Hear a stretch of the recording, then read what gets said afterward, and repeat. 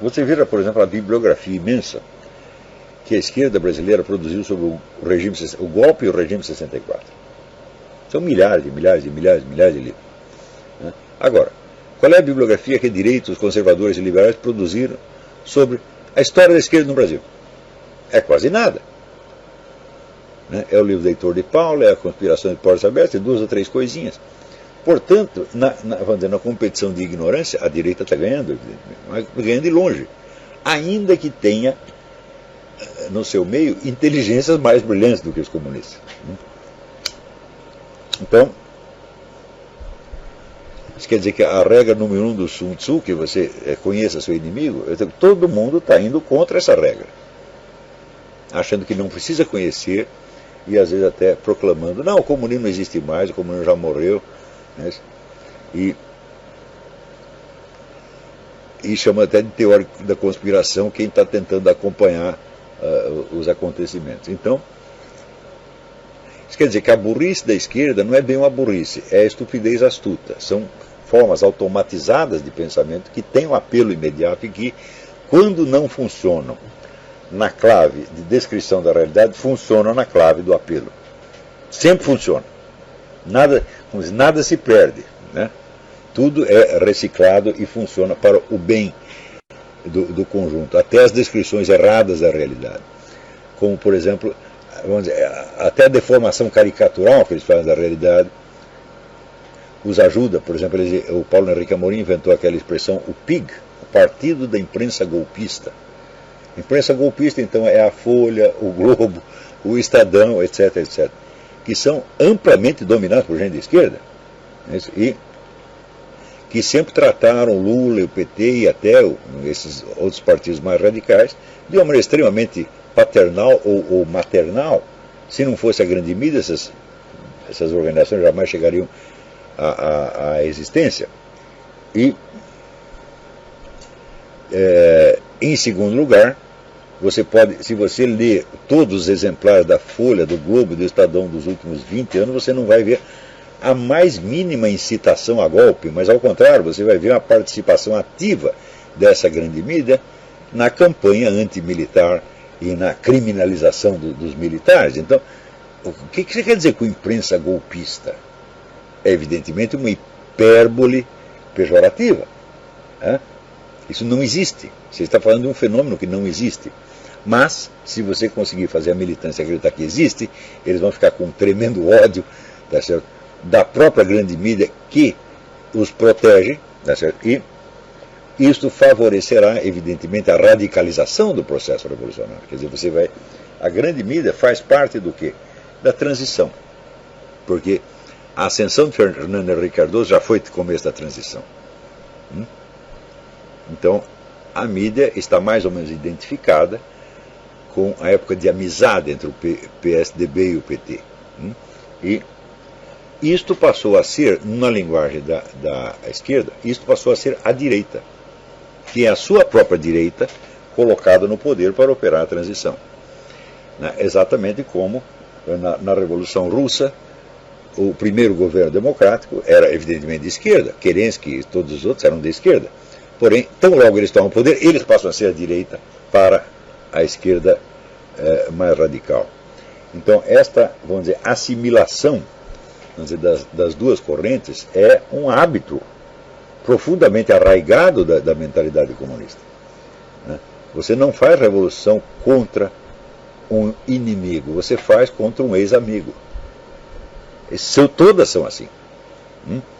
Quando veio o terror revolucionário não era contra o antigo regime, era contra os moderados da Assembleia.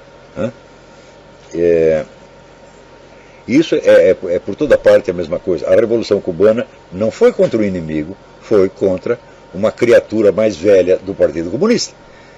E é sempre assim. Então, é por isso que, vamos dizer, os nossos liberais e conservadores, eles são loucos quando eles apostam na divisão da esquerda e acham que a divisão vai enfraquecê-la, quando é a divisão que a fortalece.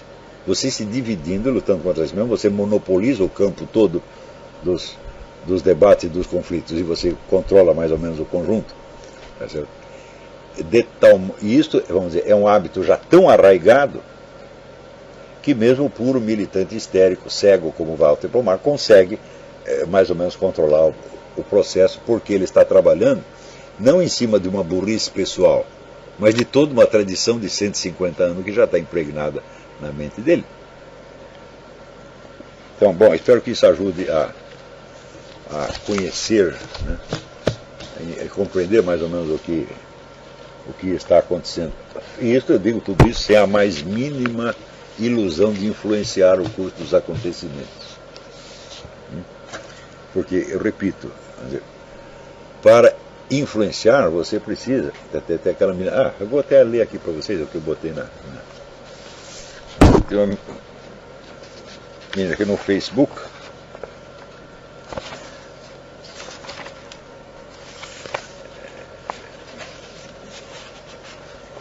me perguntou, então o que é para fazer? Pô, diabo, será que não está aqui?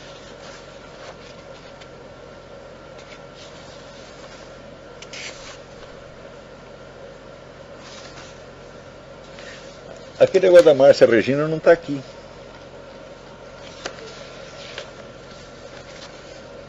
Bom, a minha pergunta, o que é para fazer? Eu digo, olha, eu não tenho fórmula pronta, mas a experiência histórica mostra que a formação dos grandes movimentos políticos passa por uma sequência que é mais ou menos fixa e imutável. É uma fórmula que não existe outra. Então, começa com a livre iniciativa dos intelectuais. Um sujeito diz uma coisa, outro diz outra, começa a botar umas ideias em circulação, que é exatamente o que eu estou fazendo aqui. Numa segunda etapa, os intelectuais se organizam num debate formal. Então, eu vou dar um exemplo do que tirado da história da esquerda nacional. Quando houve o golpe de 64, imediatamente houve alguns intelectuais que reagiram ao novo regime, especialmente Carlos Toconi, Otto Maria Carpo, Antônio Calado e outros. Bom, então, iniciativas individuais de intelectuais que nem sequer tinham participação em qualquer movimento político, ou partido político. Numa segunda etapa, funda-se um negócio chamado a Revista Civilização Brasileira, que era assim, vamos formalizar o debate da esquerda para que as ideias não se percam, para que a gente vá aos poucos, somando a contribuição de um, de outro, até a gente ter uma visão completa da coisa. Então, primeira etapa, iniciativa individual isolada. Segunda etapa, o debate formal, onde as várias contribuições vão aos poucos se integrando numa visão global. Terceira etapa, coleta de recursos financeiros, para você fazer a passagem, vamos dizer, do mero debate à ação, sendo que o mero debate organizado já custa algum dinheiro.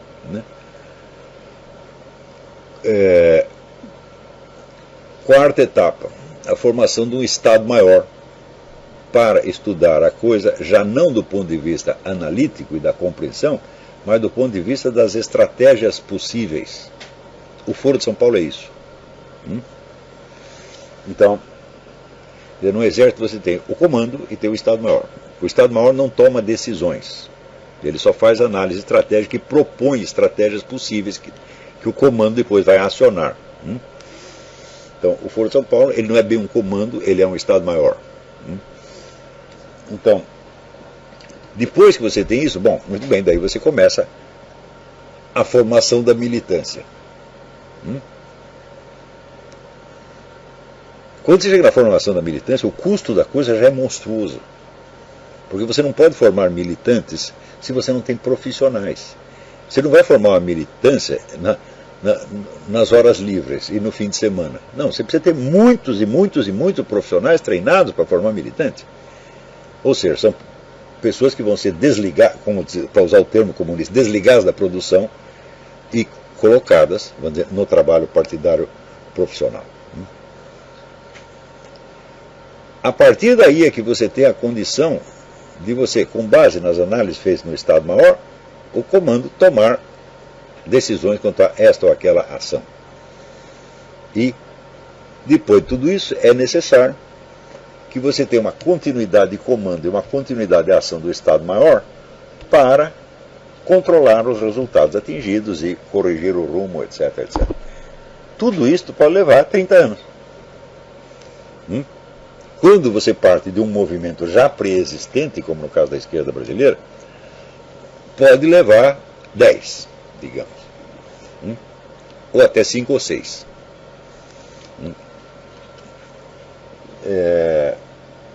Mas quando você parte do zero, quando você não tem nenhum movimento pré-existente, então certamente leva de 20 a 30 anos.